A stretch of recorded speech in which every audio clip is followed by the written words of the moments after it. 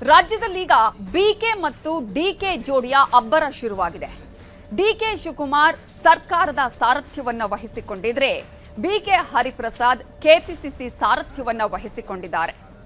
BK Hariprasad KPCC ಅಧ್ಯಕ್ಷರಾದ ಕೂಡಲೇ ಒಂದು ಕಟ್ಟಪ್ಪಣೆಯನ್ನು ಕೂಡ ಹೊರಡಿಸಿದ್ದಾರೆ.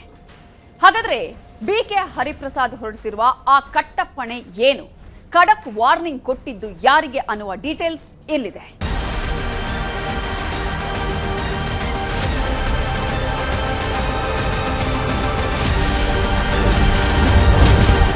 ಮೊದಲ ದಿನವೇ ಬಿಕೆಎಚ್ ಖಡಕ್ ಸಂದೇಶ ಏನದು?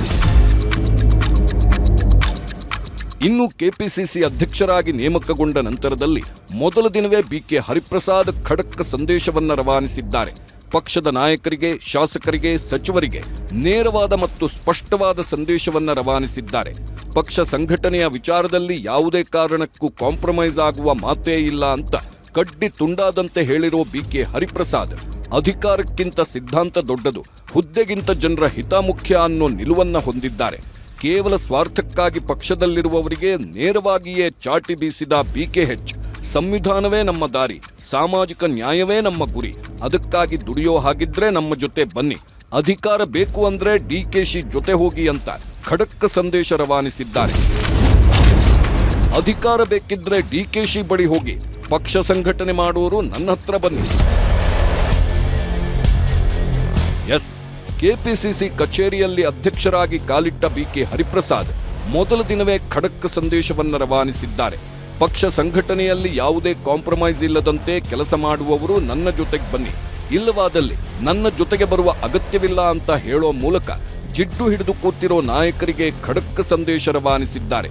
ಅಧಿಕಾರಕ್ಕೆ ಅಂಟಿಕೊಂಡವರಿಗೆ ಮತ್ತು ಸದಾ ಸ್ಥಾನಮಾನಕ್ಕಾಗಿ ಲಾಬಿ ಮಾಡುವವರಿಗೆ ತಮ್ಮದೇ ಶೈಲಿಯಲ್ಲಿ ಖಡಕ್ಕಾಗಿ ವಾರ್ನಿಂಗ್ ಕೊಟ್ಟಿದ್ದಾರೆ. ಯಾರ್ಯಾರಿಗೆ ಅಧಿಕಾರ ಬೇಕು, ಮಂತ್ರಿಗಿರಿ ಬೇಕು, ಅವರೆಲ್ಲರೂ ಡಿಕೆ ಶಿವಕುಮಾರ್ ಜೊತೆಗೆ ಹೋಗಿ ನನ್ನ ಬಳಿ ಅಧಿಕಾರ ಕೇಳಿಕೊಂಡು ಬರಬೇಡಿ ಅಂತ ಗುಡುಗಿದ್ದಾರೆ. ಆದರೆ ಪಕ್ಷ ಸಂಘಟನೆ ಮಾಡಬೇಕು ಅನ್ನೋರು ಮಾತ್ರ ನನ್ನ ಜೊತೆಗೆ ಬನ್ನಿ ಅಂತ ಹೇಳುವ ಮೂಲಕ ಸರ್ಕಾರ ಮತ್ತು ಪಕ್ಷದ ಸಂಘಟನೆಯ ನಡುವೆ ಒಂದು ಸ್ಪಷ್ಟವಾದ ಲಕ್ಷ್ಮಣ ರೇಖೆಯನ್ನ ಎಳೆದಿದ್ದಾರೆ ಬಿಕೆಎಚ್. ಅಧಿಕಾರ ಮತ್ತು ಸಂಘಟನೆ ಬಗ್ಗೆ ಬಿಕೆಎಚ್ ಅವರ 5 ಖಡಕ್ ಸಂದೇಶಗಳನ್ನ ನಾವೀಗ ತೋರಿಸ್ತೀವಿ ನೋಡಿ. ನಂಬರ್ 1, ಸ್ಥಾನಮಾನ ಅಧಿಕಾರ ಬೇಕು ಅನ್ನೋರು ನೇರವಾಗಿ ಸಿಎಂ ಡಿಕೆಶಿ ಬಳಿ ಹೋಗಿ. ನಂಬರ್ 2, ಪ್ರಾಮಾಣಿಕವಾಗಿ ಪಕ್ಷ ಕಟ್ಟುವ, ಬೆಳೆಸುವ ಆಸೆ ಇದ್ದರೆ ಮಾತ್ರ ನನ್ನ ಬಳಿಗೆ ಬನ್ನಿ. ನಂಬರ್ 3, ನನಗೆ ಅಧಿಕಾರಕ್ಕಿಂತ ಕಾಂಗ್ರೆಸ್ ಪಕ್ಷದ ಸಿದ್ಧಾಂತವೇ ಅತ್ಯಂತ ದೊಡ್ಡದು. ನಂಬರ್ 4, ಮಂತ್ರಿಗಿರಿ ಹುದ್ದೆಗಳಿಗಿಂತ ರಾಜ್ಯದ ಜನರ ಹಿತ ಕಾಪಾಡುವುದೇ ನನ್ನ ಮೊದಲ ಆದ್ಯತೆ. ನಂಬರ್ 5, ಎಷ್ಟೇ ದೊಡ್ಡ ನಾಯಕರಾದರೂ ಸರಿ, ಪಕ್ಷ ಸಂಘಟನೆಯ ವಿಚಾರದಲ್ಲಿ ನೋ ಕಾಂಪ್ರಮೈಸ್ ಅಂತ ಬಿಕೆಎಚ್ ಖಡಕ್ ಸಂದೇಶ ಕಳಿಸಿದ್ದಾರೆ. ಹೋರಾಟವನ್ನು ಅವರು ಮಾಡುವಾಗ ಅವರಿಗೆ ನಾವು ಶಕ್ತಿ ತುಂಬಬೇಕಾದ್ರೆ ನಾವು ಸಹ ರಸ್ತೆಗಿಳಿದು ಹೋರಾಟ ಮಾಡಬೇಕು.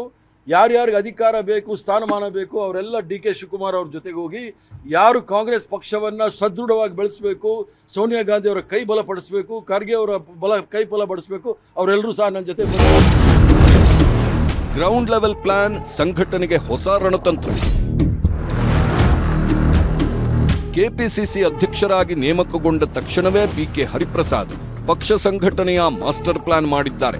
ಗ್ರೌಂಡ್ ಲೆವೆಲ್ನಿಂದ ಪಕ್ಷ ಸಂಘಟನೆ ಮಾಡಲು ರಣತಂತ್ರ ಹೂಡಿದ್ದಾರೆ. 2028ಕ್ಕೆ ಮತ್ತೆ ಕಾಂಗ್ರೆಸ್ ಪಕ್ಷವನ್ನ ಅಧಿಕಾರಕ್ಕೆ ತರಲು ಈಗಿನಿಂದಲೇ ಅಖಾಡಕ್ಕಿಳಿಯಲು ಪ್ಲಾನ್ ಮಾಡಿದ ಬಿಕೆ ಹರಿಪ್ರಸಾದ್ ಬೂತ್ ಮಟ್ಟದಿಂದ ಕಾಂಗ್ರೆಸ್ ಪಕ್ಷವನ್ನ ಬೇರು ಸಹಿತ ಗಟ್ಟಿಗೊಳಿಸುವ ಮಹತ್ವಾಕಾಂಕ್ಷೆಯನ್ನ ಹೊಂದಿದ್ದಾರೆ. ಕಾರ್ಮಿಕರು, ಮಹಿಳೆಯರು, ಯುವಜನರು ಹಾಗೂ ರೈತರನ್ನ ಮತ್ತೆ ಪಕ್ಷದತ್ತ ಸೆಳೆಯಲು ಬ್ಲೂ ಪ್ರಿಂಟ್ ರೆಡಿ ಮಾಡಿದ್ದಾರೆ. ಸರ್ಕಾರ, ಸಂಘಟನೆ ಎರಡರ ಸಮನ್ವಯ. ಇನ್ನು ಇದುವರೆಗೂ ರಾಜ್ಯದಲ್ಲಿ ಸರ್ಕಾರ ಮತ್ತು ಪಕ್ಷದ ಸಂಘಟನೆಯ ನಡುವೆ ಒಂದು ರೀತಿಯ ಕಂದಕ ನಿರ್ಮಾಣವಾಗಿತ್ತು. ಆದರೆ ನೂತನ ಅಧ್ಯಕ್ಷರಾಗಿ ಬಂದಿರುವ ಬಿಕೆ ಹರಿಪ್ರಸಾದ್ ಸರ್ಕಾರ ಮತ್ತು ಸಂಘಟನೆಯನ್ನ ಸಮಾನವಾಗಿ ಹಂಚಿಕೊಂಡು ಕೆಲಸ ಮಾಡುವ ರಣತಂತ್ರ ಹೆಣೆದಿದ್ದಾರೆ.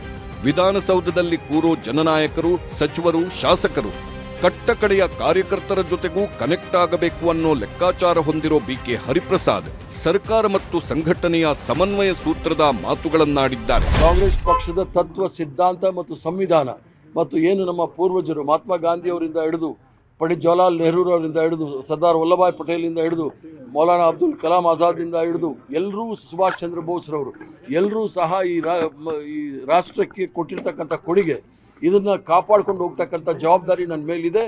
ಯಾರು ಸರ್ಕಾರದಲ್ಲಿ ಬೇರೆ ಬೇರೆ ಕೆಲಸ ಮಾಡಿದ್ದೀರಿ ನೀವೆಲ್ಲರೂ ಸಹ, ಯಾಕಂದರೆ ನಮ್ಮ ಹೋರಾಟ ಮಾಡ್ತಕ್ಕಂಥದ್ದು ರಾಹುಲ್ ಗಾಂಧಿ ಅವರು ಹೋರಾಟ ಮಾಡ್ತಾ ಇದ್ದಾರೆ, ಮಲ್ಲಿಕಾರ್ಜುನ್ ಖರ್ಗೆ ಸಾಹೇಬರು ಮಾಡ್ತಾ ಇದ್ದಾರೆ, ಸೋನಿಯಾ ಗಾಂಧಿ ಅವರು ಮಾಡ್ತಾ ಇದ್ದಾರೆ, ಪ್ರಿಯಾಂಕಾ ಗಾಂಧಿ ಅವರು ಮಾಡ್ತಾ ಇದ್ದಾರೆ. ನಮ್ಮ ಹೋರಾಟವನ್ನು ಅವರು ಮಾಡುವಾಗ ಅವ್ರಿಗೆ ನಾವು ಶಕ್ತಿ ತುಂಬಬೇಕಾದ್ರೆ ನಾವು ಸಹ ರಸ್ತೆಗಿಳಿದು ಹೋರಾಟ ಮಾಡಬೇಕು. ಇನ್ನು ನೂತನ ಅಧ್ಯಕ್ಷ ಬಿಕೆ ಹರಿಪ್ರಸಾದ್ ಮುಂದೆ 5 ಪ್ರಮುಖ ಸವಾಲುಗಳಿವೆ. ನಂಬರ್ 1, ರಾಜ್ಯದಲ್ಲಿ ಕಾಂಗ್ರೆಸ್ನ ಅಹಿಂದ ಮತ ಬ್ಯಾಂಕ್ ಅನ್ನ ಒಡೆಯದಂತೆ ಮತ್ತಷ್ಟು ಗಟ್ಟಿಗೊಳಿಸುವುದು.